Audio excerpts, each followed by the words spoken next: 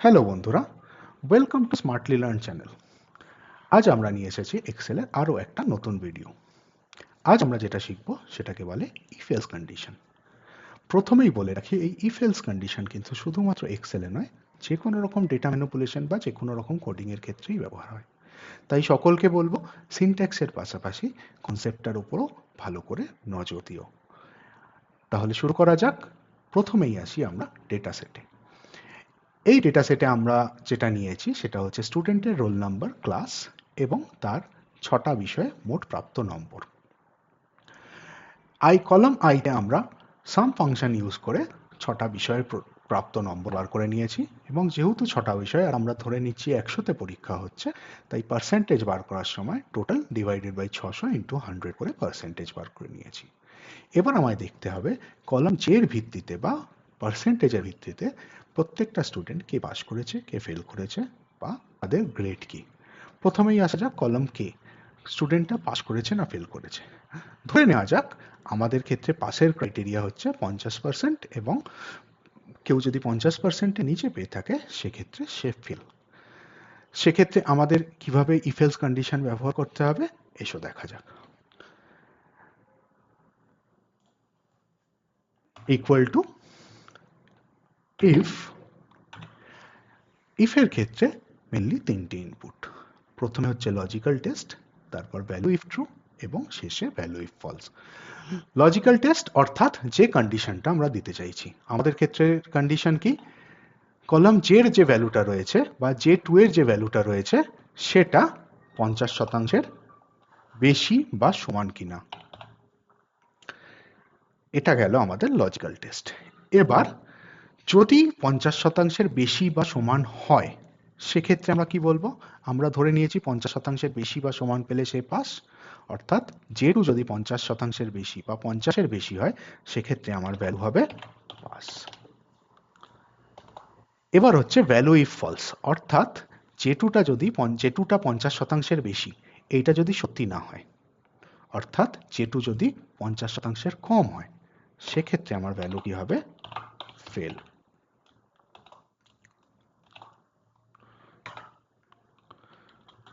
এবার এটাকে ধরে আমরা নিচে ড্র্যাগ করে দেবো।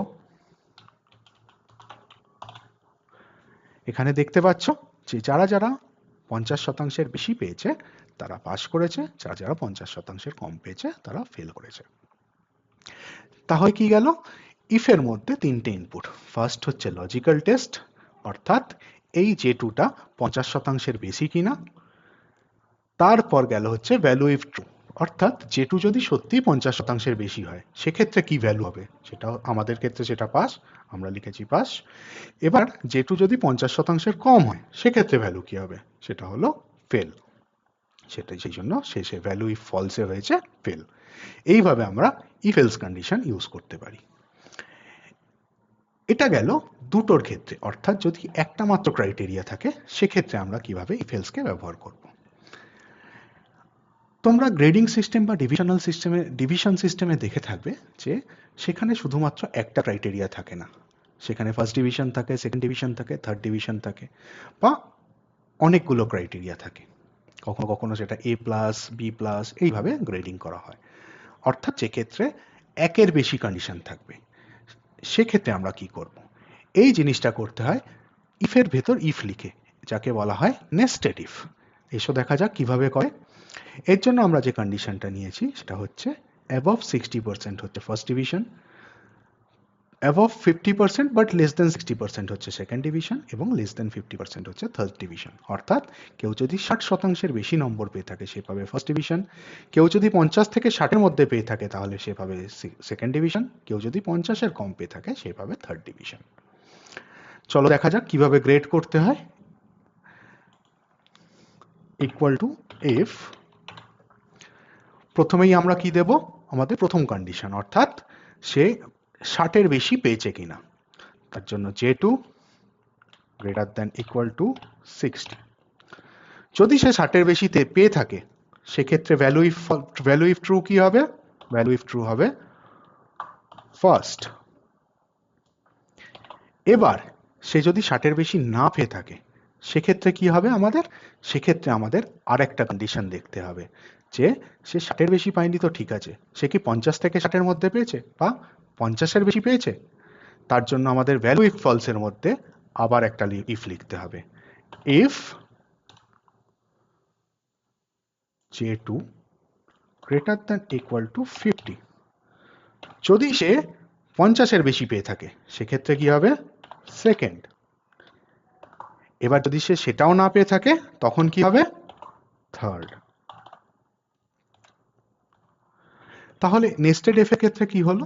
আমাদের এখানে দুটো কন্ডিশন ছিল। প্রথম, সে 60-এর বেশি পেয়েছে কিনা, আর দ্বিতীয়ত সে 50-এর বেশি পেয়েছে কিনা। আমরাও এখানে তাই করলাম। প্রথমেই দেখলাম যে ইফ J2 greater than 60, অর্থাৎ ইফ সে যে নাম্বারটা পেয়েছে সেটা 60-এর বেশি কিনা। যদি হ্যাঁ হয় বা যদি 60-এর বেশি পেয়ে থাকে সেক্ষেত্রে ভ্যালু হবে ফার্স্ট।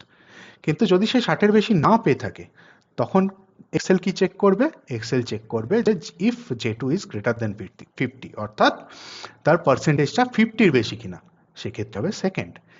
এবার যদি সেটাও না হয় সেক্ষেত্রে এক্সেল বলবে যে সে ফার্স্ট ডিভিশনও পায়নি, সেকেন্ড ডিভিশনও পায়নি, অর্থাৎ সে পেয়েছে থার্ড ডিভিশন।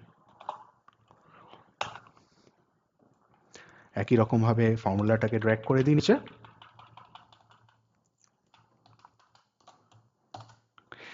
এইভাবে আমরা নেস্টেড ইফ বা মাল্টিপল ইফকে ব্যবহার করে থাকি।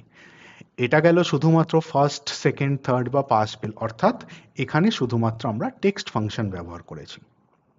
এবার ধরো এখানে আমরা বললাম যে যে 40%-এর নিচে পেয়েছে তার সাথে আরো 10 যোগ করতে পারো, বা এই জাতীয় যদি কোনো ফর্মুলা ব্যবহার করতে হয় সেটাও আমরা ইফের মাধ্যমে করতে পারি।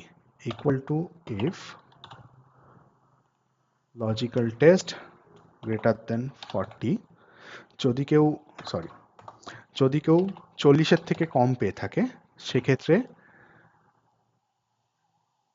তাকে 5% গ্রেস দিতে হবে, J2 প্লাস 5, এলস সে যা নম্বর পেয়েছে সেটাই। অর্থাৎ এক্ষেত্রে আমরা কি দেখতে চাইছি যে যদি কেউ 40%-এর নিচে পেয়ে থাকে সেক্ষেত্রে তাকে আরো 5% গ্রেস মার্ক দিতে হবে, কিন্তু যদি সে 40-এর উপর পেয়ে থাকে তাহলে সে যে পার্সেন্টেজ পেয়েছে সেটাই পাবে।